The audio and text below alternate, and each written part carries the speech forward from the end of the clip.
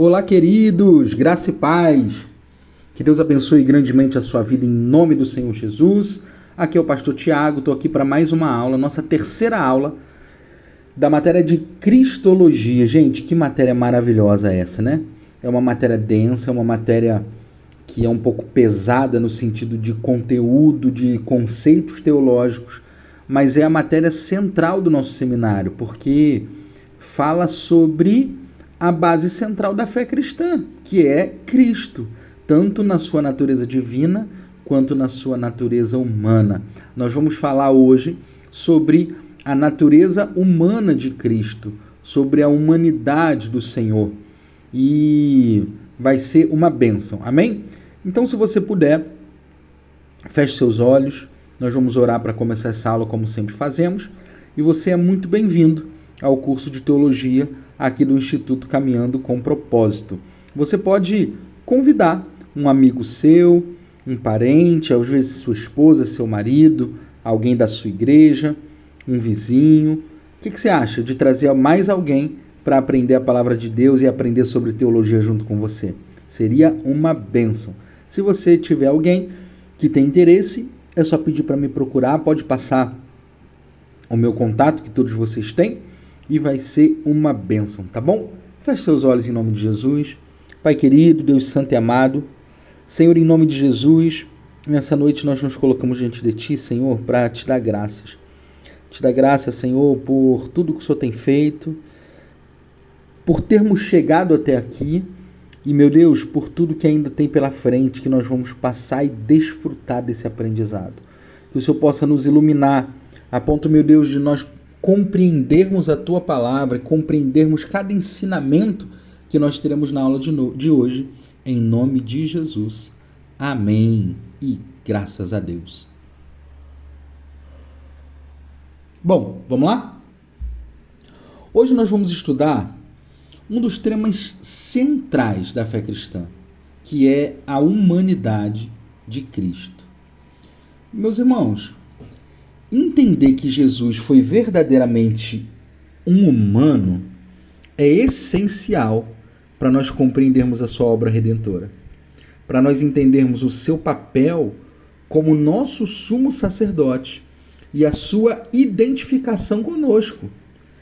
Durante essa aula, nós vamos expor vários textos das Escrituras Sagradas, como nós costumeiramente fazemos, e nós vamos abordar os principais aspectos acerca da humanidade do nosso Senhor Jesus. E vamos também refutar alguns erros teológicos que surgiram ao longo da história da igreja. Tá bom? Vamos lá? Vamos começar? Bom, ponto de número 1. A encarnação. O Deus que se fez homem. Aleluia. Para começar, nós precisamos entender o que significa encarnação. O apóstolo João ele diz algo interessante lá em João 1,14. O verbo se fez carne, habitou entre nós, cheio de graça e cheio de verdade. Vimos a sua glória, a glória do unigênito do Pai. Meus irmãos, aqui João afirma que Jesus sempre existiu como Deus. Nós falamos bastante sobre isso nas aulas anteriores. Mas ele tornou-se carne. Isso significa que ele assumiu uma natureza humana, real, verdadeira. Ele se tornou um ser humano, de carne e osso. Agora, sem deixar de ser divino, sem deixar de ser Deus.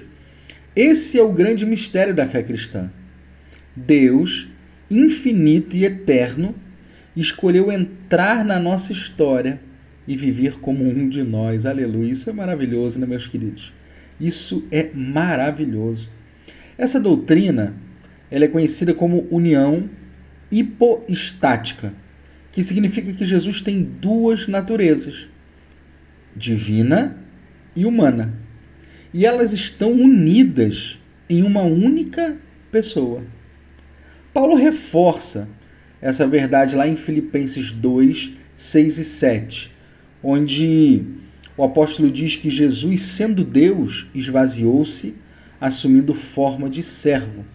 Esse esvaziamento ele não significa que ele deixou de ser Deus, mas ele abriu mão da glória e dos privilégios celestiais para que ele pudesse viver plenamente como um homem.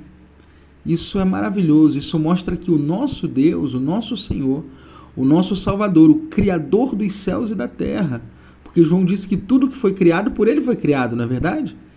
Ele simplesmente abriu mão da sua glória para estar entre nós, para viver o que vivemos, para sofrer o que sofremos, para morrer a nossa morte, para que nós pudéssemos viver a sua vida. Gente, isso é lindo. Isso é a prova maior do amor de Deus por nós. Não é verdade? Bom, vamos lá. Ponto de número 2. Cristo possuía um corpo físico real, verdadeiro. Algumas heresias no passado tentaram negar que Jesus tinha um corpo verdadeiro, dizendo que ele apenas parecia ser um humano, como, por exemplo, os anjos que se materializavam, apareciam, falavam, comiam, bebiam, dormiam, porém, eles não tinham um corpo físico, eles simplesmente se materializavam. Isso é chamado de docetismo. É uma falsa doutrina que foi amplamente divulgada, mas também foi amplamente combatida pelos apóstolos e por todos os nossos irmãos da igreja primitiva. Só que a Bíblia, ela nos mostra de forma muito clara que o corpo físico de Jesus era um corpo real, um corpo verdadeiro, um corpo assim como o meu e o seu. Lá em Lucas 24, após a ressurreição, ele diz a seus discípulos: vede minhas mãos e meus pés, que sou eu mesmo, apalpai-me e vede, pois um espírito não tem carne nem ossos, como vede que eu tenho. Jesus, ele deixa claro, ele fala com as suas próprias palavras, com a sua própria boca, que ele tinha um corpo, que as pessoas poderiam ver e tocar. Ao longo de toda a sua vida terrena, ele nasceu de uma mulher, ele cresceu fisicamente, ele sentiu fome, ele sentiu sede, ele sentiu cansaço. Tudo isso tem base bíblica. Além disso tudo, Jesus sofreu dores, e dores de verdade ao ser crucificado. Ele não usou ali da sua natureza divina para bloquear as terminações nervosas e não sentir dor. Não. Ele sentiu cada chicotada. Ele sentiu cada batida da marreta naquele prego que cravou ele naquela cruz.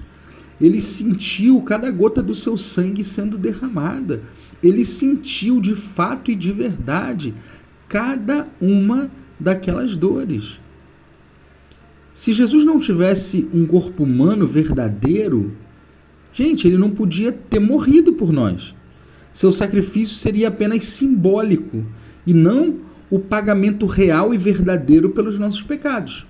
Entende? Então, Jesus, ele tinha sim, ele possuía sim um corpo físico, humano, verdadeiro, real. Terceiro ponto. Jesus Cristo possuía uma alma humana e possuía emoções reais e verdadeiras.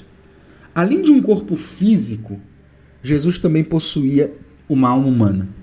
Sabe o que significa? Que ele tinha emoções genuínas, gente, assim como nós temos.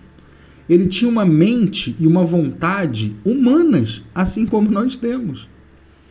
Lá em, se eu não me engano, Mateus 26, 38.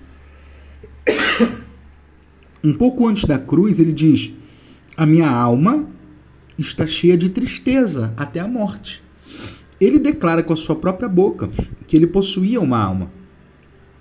Isso nos mostra que Jesus experimentou uma angústia profunda em todos os momentos da Bíblia. Nós vemos, meus irmãos, que ele sentiu alegria, compaixão, indignação, né? Quando ele foi ao templo e viu aqueles homens utilizando a casa do Senhor, a casa do pai dele, né, como um lugar de vendas e de negócios, ele sentiu indignação. Jesus sentiu amor, e ele deixa isso claro em vários momentos. Jesus chorou Quando ele soube da morte de Lázaro, ele chegou, ele viu as irmãs de Lázaro, ele chorou.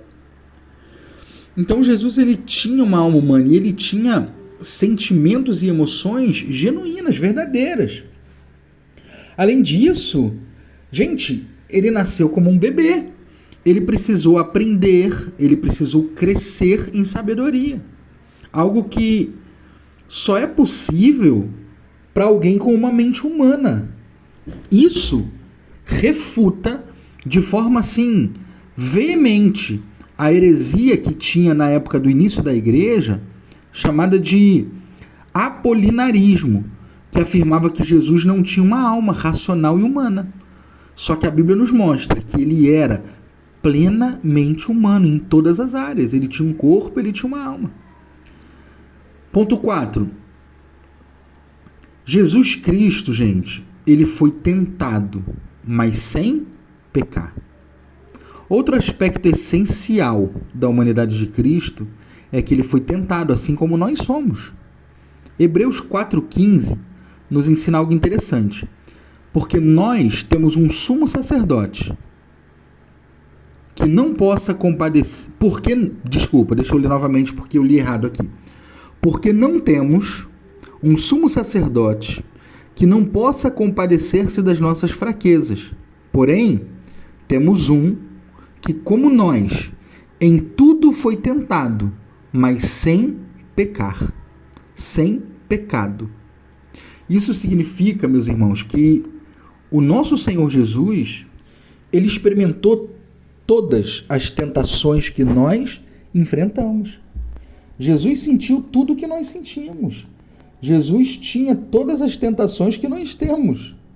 Às vezes as pessoas pensam, mas ele é Deus, para ele era fácil. Não era não. Não era não. Jesus tinha tudo o que nós temos.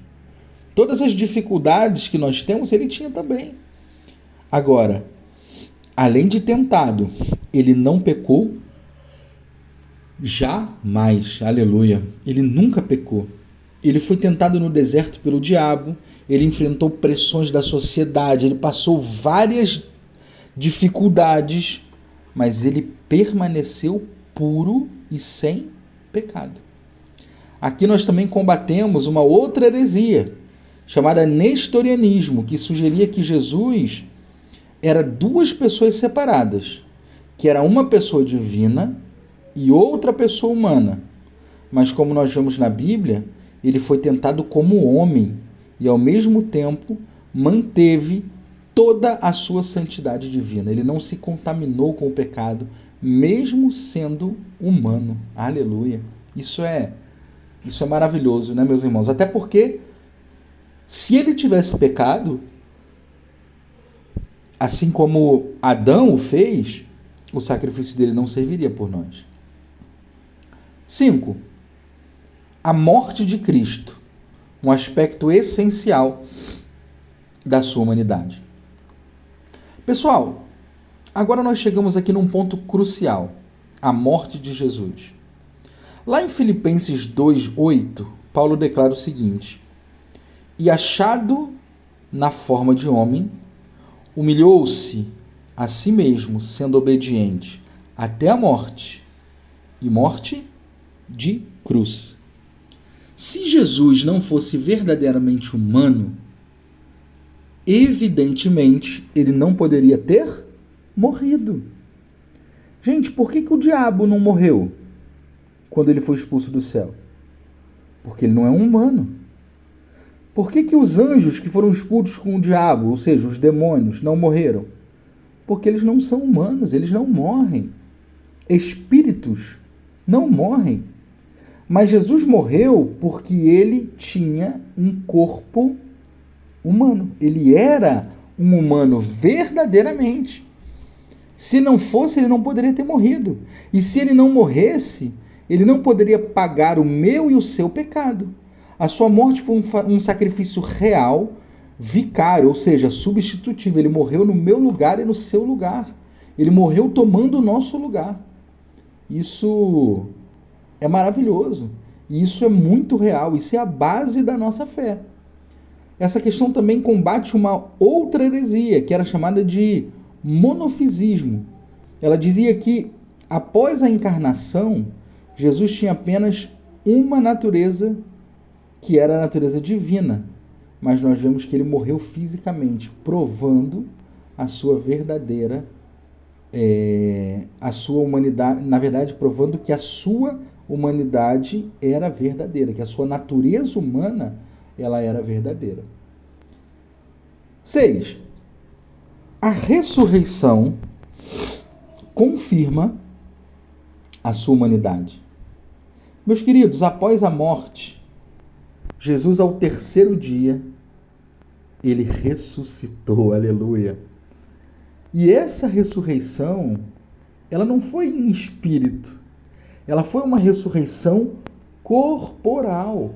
Quando os soldados chegaram no túmulo, estava vazio, não tinha mais um corpo ali, porque Jesus não simplesmente se descolou da matéria e subiu aos céus. O corpo dele ressuscitou, porque ele era um humano, ele tinha um corpo que estava morto, mas ele ressuscitou. A ressurreição foi no corpo, mostrando a humanidade do nosso Senhor. Ele não voltou apenas com o espírito para o céu, mas ele voltou com um corpo, só que dessa vez glorificado. Um corpo que era humano, mas que foi glorificado. Em Lucas, o Senhor diz assim, após ressuscitar, na verdade o Senhor diz não, em Lucas a gente vê que ele come peixe e que ele come mel diante dos discípulos. Sabe o que isso nos mostra? Que ele era humano. Porque se ele não fosse humano, como é que ele ia estar comendo ali junto com os discípulos, passando um momento com eles? A ressurreição confirma, meus queridos, que ele continua sendo verdadeiramente homem e verdadeiramente Deus. Aleluia! E mais, a ressurreição, ela é a garantia de que um dia nós também seremos ressuscitados para viver eternamente com ele na sua glória e na sua morada. E subiremos também com o nosso corpo, mas um corpo glorificado. Louvado seja o nome do Senhor. Por fim, para a gente concluir esse aspecto da humanidade de Cristo, isso é tão importante porque ele pode nos redimir. Apenas um verdadeiro homem poderia morrer por outro homem. Gente, essa era a lei da redenção. Para que um homem pagasse a dívida do outro e redimisse esse outro, ele tinha que ser um semelhante, ele tinha que ser um homem. Não adiantava vir um anjo aqui e fazer isso. Se adiantasse, você acha que Deus não teria mandado um anjo para poupar o seu filho? Deus teria dado uma milícia celestial inteira para poupar Jesus, mas precisava ser um homem para redimir a humanidade. Segundo, como homem, ele pôde nos representar, porque hoje ele é o nosso sumo sacerdote. E como sumo sacerdote, ele intercede por nós, ele nos liga a Deus, porque ele é homem e ele é Deus, aleluia. 3. Ele pode nos compreender. Meus irmãos, por mais que Deus ele seja onisciente, ele é e ele sabe tudo, mas Jesus, ele vem ao mundo, ele se torna um homem e ele passa exatamente pelo que nós passamos. Ele sente a nossa dor. Ele conhece, inclusive, a dor do pecado. Muitas pessoas, quando eu digo isso, falam, pastor, aí o senhor está blasfemando. Mas não é verdade.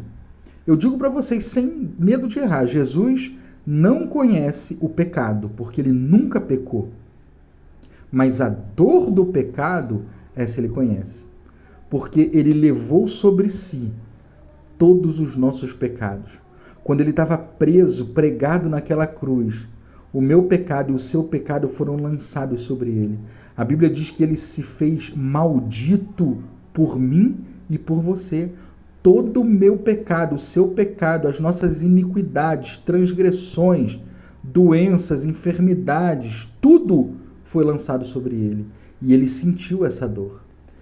Porque no momento em que foi lançado sobre ele os nossos pecados, cumpriu-se o que diz em Isaías 49:1, que as mãos do Senhor não estão encolhidas para que não possam salvar, nem surdos os seus ouvidos para que não possam ouvir, mas que os vossos pecados fazem separação entre vós e o vosso Deus. E ali naquele momento, pela primeira vez em toda a história da eternidade, o Pai e o Filho se separaram, porque o nosso pecado fez separação. E ali Jesus sentiu a dor do pecado.